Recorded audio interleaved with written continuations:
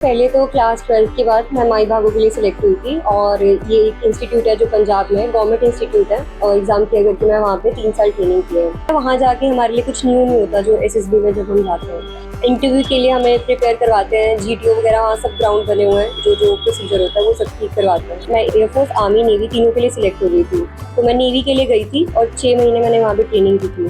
6 महीने ट्रेनिंग करने के बाद अभी मेरी एयरफोर्स में सिलेक्शन हो गई है। मेरी स्ट्रगल इतनी रही है कि मुझे लगता है कि अगर वो स्ट्रगल को फेस कर सकती हूँ, यहाँ तक पहुँच सकती हूँ, तो आगे भी कर ही लूँगी। शुरू से एक चीज़ थी दिमाग में कि कुछ भी हो जाए सक्सेसफुल यहीं पे होना है।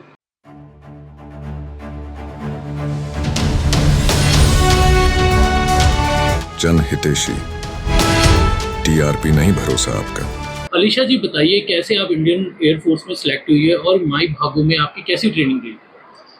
सर पहले तो क्लास 12th के बाद मैं माई भागो के लिए सिलेक्ट हुई थी और ये एक इंस्टीट्यूट है जो पंजाब में है, गवर्नमेंट इंस्टीट्यूट है और इसका भी एग्ज़ाम होता है, तो एग्ज़ाम क्लियर किया था मैंने और एग्ज़ाम क्लियर करके मैं वहाँ पे 3 साल ट्रेनिंग की है।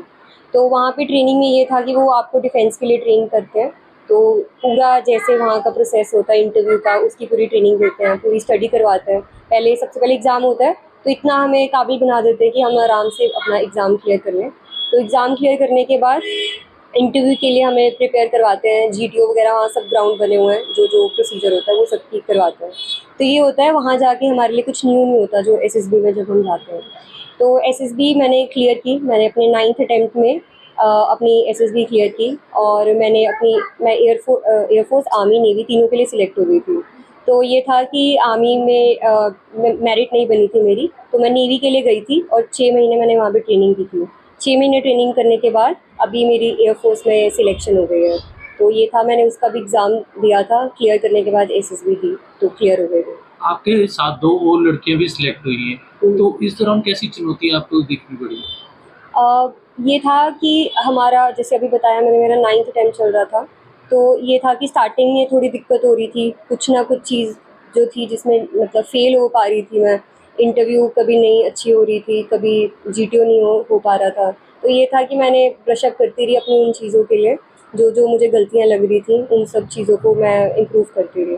तो इससे तो क्या है कि आपका ड्रीम था कि आपको बाद में हुआ कि नहीं, मुझे इंडियन फोर्स में जाना चाहिए? सर शुरू से इंडियन एयरफोर्स ही ड्रीम था, बट ये था कि उस टाइम पे मेरी इंडियन नेवी में सिलेक्शन हो गई थी और सिर्फ 6 महीने का ही गैप था, तो कुछ ना मिलने से अच्छा तो ये होता है कुछ मिल जाए। तो उस टाइम पे यही था कि इंडियन नेवी के लिए चली जाती हूँ और 5 महीने की मेरी अभी ट्रेनिंग हो गई है, तो अभी मेरे पास मौका है स्विच करने का, तो इसीलिए मैंने अभी स्विच कर लिया टू इंडियन एयरफोर्स। कि देश के लिए आप क्योंकि ड्यूटी भी करोगे, तो इस दौरान कई जो फिल्में भी बन चुकी हैं, दिखाया भी जाता है, तो कहीं डर तो नहीं लगा? नहीं सर, डर तो नहीं लगा। इस चीज़ का तो बिल्कुल डर नहीं है कि थोड़ा मुश्किल होगा तभी थोड़ा फिर मज़ा भी आएगा, थ्रिल भी होगा। क्या लगता है कि कर पाओगे आप आगे कुछ ऐसा? सर मेरी स्ट्रगल इतनी रही है कि मुझे लगता है कि अगर वो स्ट्रगल को फेस कर सकती हूँ, यहाँ तक पहुँच सकती हूँ, तो आगे भी कर ही लूँगी। क्या कहना चाहोगे, क्योंकि कई जो आजकल के जो यूथ है, युवा है, वो विदेशों का रुख कर रहे हैं। वो कह रहे हैं कि सरकारी नौकरियां नहीं है यहाँ पर और कई तरह के यहाँ पे और भी उनको झिझक देखनी पड़ रही है।